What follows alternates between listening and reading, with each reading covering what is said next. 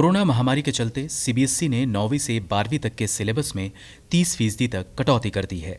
केंद्रीय मानव संसाधन विकास मंत्री रमेश पोखरियाल निशंक ने कहा कि ये कटौती सिर्फ 2020-21 के लिए मान्य होगी। हालांकि सिलेबस से जिन चैप्टरों को हटाया गया है उन पर सवाल खड़े हो गए हैं।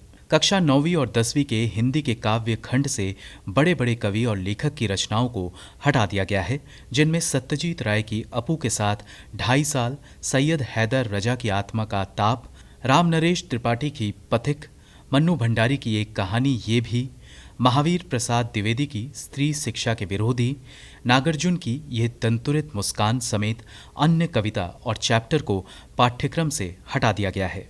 इसी तरह 10वीं और 11वीं के बच्चों को अब भारत के इतिहास और लोकतंत्र से जुड़े कई चैप्टर पढ़ने नहीं मिलेंगे और ये सभी बेहद ज़रूरी माने जाते हैं। देश की वर्तमान परिस्थितियों में जहां लोकतांत्रिक तरीके से चुनी हुई सरकारों को गिराया जा रहा है, ऐसे में 10वीं कक्षा के इतिहास के विषय से लोकतंत्र से जुड़े 4 महत्वपूर्ण चैप्टर हटा दिए गए हैं। इनमें लोकतंत्र और उसकी विविधता, लिंग, धर्म और जाति, स्वतंत्रता आंदोलन से जुड़े लोकप्रिय आंदोलन और संघर्ष और लोकतंत्र की चुनौतियों जैसे चैप्टर को हटा दिया गया है।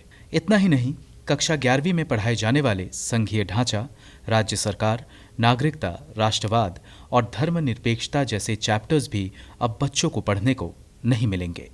अंकुश चौबे की रिपोर्ट, गो न्यूज़।